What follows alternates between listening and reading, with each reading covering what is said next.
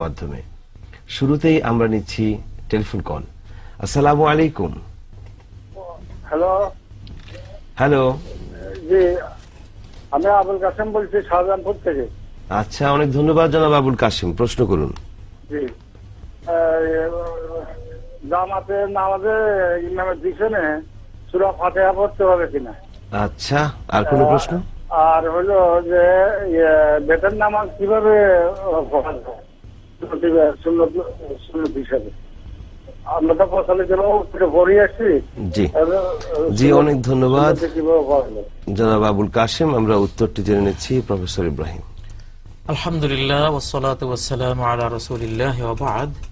সূরা আল ফাতিহা সালাতের মধ্যে বিশেষ করে জামাত যখন হয় তখন ইমামের পেছনে পড়তে হবে কিনা এই বিষয়ে যোহর এবং আসরের সালাত সম্পর্কে জাবির ইবনে আব্দুল্লাহ রাদিয়াল্লাহু তাআলা আনহুর একটি হাদিস বর্ণিত হয়েছে যে কুন্না নাকরাউ ওয়ারা আল ইমাম ফি যুহরি ওয়াল আসর ফি রাকাতাইনিল উলায়াইনি বিসূরাতিল ফাতিহা ওয়া সূরা, যে আমরা যোহর এবং আসরের প্রথম দুই রাকাতে ইমামের পেছনে সূরা ফাতিহা পড়তাম এবং আরো অন্য সূরাও মিলিয়ে আমরা পড়তাম।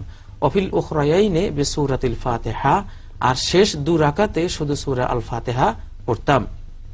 আর মাগরিব, এশা বা ফজর এই তিন সালাতের মধ্যে যখন ইমাম জোরে কেরাত পড়েন তখন কি সূরা ফাতিহা পড়তে হবে?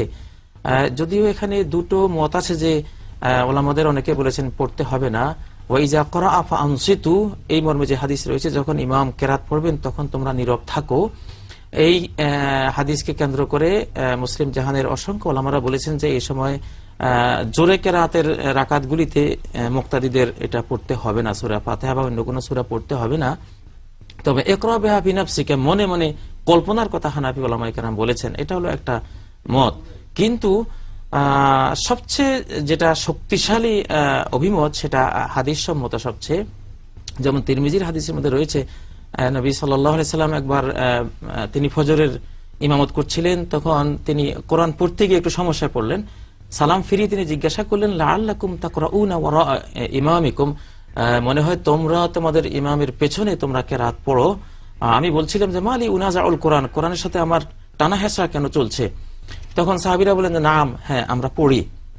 নবী সাল্লাল্লাহু আলাইহি ওয়াসাল্লাম বললেন যে ফালা তাফআলু ইল্লা বিউম্মিল কোরআন, তো তোমরা সূরা ফাতিহা ছাড়া অন্য কোনো সূরা পড়ো না। এটা তো ফজরের ঘটনা, আর ফজরের তো আমরা জানি দুই রাকাতেই জোরে কেরাত পড়া হয়। সেই ফজরের ক্ষেত্রেও তিনি বললেন এই জোরে কেরাতের সালাতের মধ্যেও সূরা ফাতিহা পড়বা। তো এখান থেকে যেটা সবচেয়ে বিশুদ্ধ অভিমত আমরা পাচ্ছি যে সূরা ফাতিহা পড়তে হবে এবং এটা একটা রুকন সালাতের, সেজন্য সূরা ফাতিহা পড়া উচিত। অনেক ধন্যবাদ। কলার অপেক্ষা